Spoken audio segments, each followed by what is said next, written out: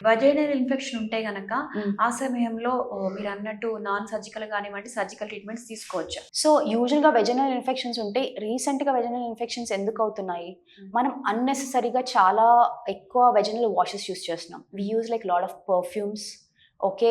Synthetic materials యేసుకుంటూ ఉంటాము. చాలా టైట్ క్లోత్స్ యేసుకుంటూ ఉంటాము. సో, ఆ ఏరియాలో మనకి చాలా స్వెట్ వచ్చేసేసరికి ప్యూబిక్ ఏరియాలో ఇన్ఫెక్షన్స్ అనేవి ర్యాపిడ్‌గా గ్రో అవుతాయన్నమాట. సో, మనం ఇచ్చే మెయిన్ సజెషన్స్ ఏంటంటే మీకేమీ డయాబెటిస్ లేదు, కోమార్బిడిటీస్ ఏమీ లేవు. కానీ బేసికల్‌గా ఎప్పుడు చూసినా ఇలా ఇన్ఫెక్షన్స్ వస్తున్నాయి. చాలామంది డాక్టర్స్ దగ్గరికెళ్లారు. వాళ్ళు ఓన్లీ యాంటీబయాటిక్స్ ఇచ్చారు, యాంటీ ఫంగల్స్ ఇచ్చారు. బట్ రికరెంట్‌గా వస్తుంది. సో, వాళ్ళకి రెసిస్టెన్స్ ఆల్రెడీ వచ్చేసి ఉండిద్ది. సో, మనం నాన్ సర్జికల్‌గానే వాళ్ళని ట్రీట్ చేయడానికి లైక్ కుదిరిద్దనమాట. సర్జికల్‌గా మనము ఇన్ఫెక్షన్స్ వాళ్ళని ఏమి ట్రీట్ చేయము. నాన్ సర్జికల్‌గా ఏం చేస్తాము, సో, స్వాబ్ అనేది తీస్తాం. అసలు లైక్ ఏమవుతుంది వాళ్ళకి వెజనల్ పీహెచ్ అనేది ఉండిద్దనమాట. లైక్ వాళ్ళకి డ్రైగా ఎందుకుంటుంది, లైక్ వాళ్ళకి ఇబ్బందిగా ఎందుకుంటుంది, ఎందుకు రికరెంట్‌గా ఇన్ఫెక్షన్స్ వస్తున్నాయి. ఫస్ట్ వాళ్ళ లైఫ్ స్టైల్ హిస్టరీ తీసుకుంటాము. వాళ్ళు ఏ డిటర్జెంట్స్ యూజ్ చేస్తున్నారు, ఎంత సింథటిక్ మెటీరియల్స్ యూజ్ చేస్తారు, ఎంత టైట్ క్లోత్స్ యూజ్ చేస్తారు, వాళ్ళు ఇప్పటివరకు ఎంతమంది డాక్టర్స్ దగ్గరికెళ్ళి ఎన్ని యాంటీబయాటిక్స్ తీసుకున్నారు, ఇయన్నీ మనం హిస్టరీ తీసుకుంటాము. తీసుకున్న తర్వాత మనము ఆ మెడికేషన్‌తో వాళ్ళకి రెసిస్టెన్స్ వచ్చేసిందా? లేకపోతే వాళ్ళ ఫుడ్ హ్యాబిట్స్ అనమాట. మనకి గట్‌లో గుడ్ బాక్టీరియా, బ్యాడ్ బాక్టీరియా అని 2 ఉంటాయన్నమాట. మనం ఎక్కువ ఫ్రైడ్ ఫుడ్ తింటున్నాము, సరిగ్గా స్లీప్ ఉండట్లేదు, చాలా ఓవర్ థింకింగ్ చేస్తున్నాము. మన బాడీ ఏంటంటే ఇట్ ఈస్ ఓవర్ స్టిమ్యులేటెడ్. అంటే లైక్ మన గుడ్ బాక్టీరియా అనేది మొత్తం పోయిద్దనమాట. అదే వెజైనా కూడా ఎఫెక్ట్ అయ్యిద్ది. రికరెంట్‌గా ఇన్ఫెక్షన్స్ రావటము, తొందరగా సిక్ అవ్వటము, దాని తర్వాత లైక్ ఆ డ్రైనెస్. బికాజ్ మనకి స్ట్రెస్ ఎక్కువ ఉన్నప్పుడు ఆటోమేటిక్‌గా లైక్ మన స్కిన్ అంతా డ్రై అయిపోయినట్టు, మనం డల్‌గా అయిపోయినట్టు ఉండిద్ది. అలాగే వెజైనా కూడా ఎఫెక్ట్ అయ్యిద్దనమాట. సో, అలాంటి పేషెంట్‌కి ఫస్ట్ మనం లైఫ్ స్టైల్ చేంజెస్ చెప్తామనమాట. ఫుడ్‌లో ఎలా చేంజెస్ చేసుకోవాలి, ఎలాంటి క్లోత్స్ ఏసుకోవాలి, ఎలాంటి యాక్టివిటీస్ చేయాలి, రెగ్యులర్‌గా వర్కౌట్ చేయాలి. సో, అయన్నీ చెప్పిన తర్వాత ఇప్పటివరకు ఏమేమి యాంటీబయాటిక్స్ తీసుకున్నారు, ఏమేమి యాంటీ ఫంగల్స్ తీసుకున్నారు, దాని తర్వాత వెజినా పీహెచ్ ఎలా ఉంది, ఇయన్నీ మనం ఎగ్జామిన్ చేస్తాము. చేసిన తర్వాత లేబియా మైనోరా అని కొంతమందికి ఉండేదనమాట. సో, ఒక ఏజ్ తర్వాత మన స్కిన్ ఎలా అయితే సాగి అయిపోయిద్దో, మన వెజినల్ ఏరియా కూడా అలాగే సాగి అయిపోతూ ఉండిద్ది. సో, అది మనకి నడిచేటప్పుడు రబ్ అవ్వటము, అక్కడ స్వెట్‌గా అయిపోవటము.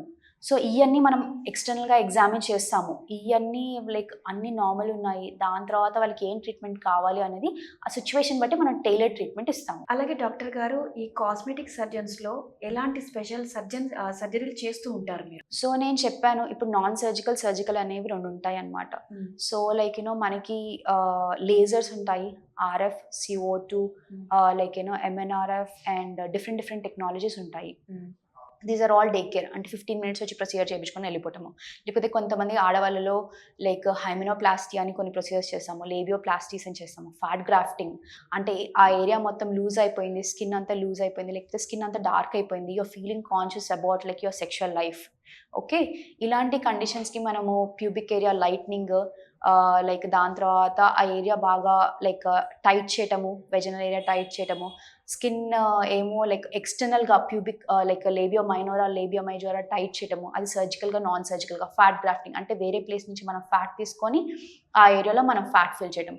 సో, ఈ మధ్యన మనం చాలామంది లైక్ డ్రాస్టిక్‌గా వెయిట్ లాస్ అయిపోతాము. లేకపోతే పోస్ట్ డెలివరీ, ప్రీ డెలివరీ.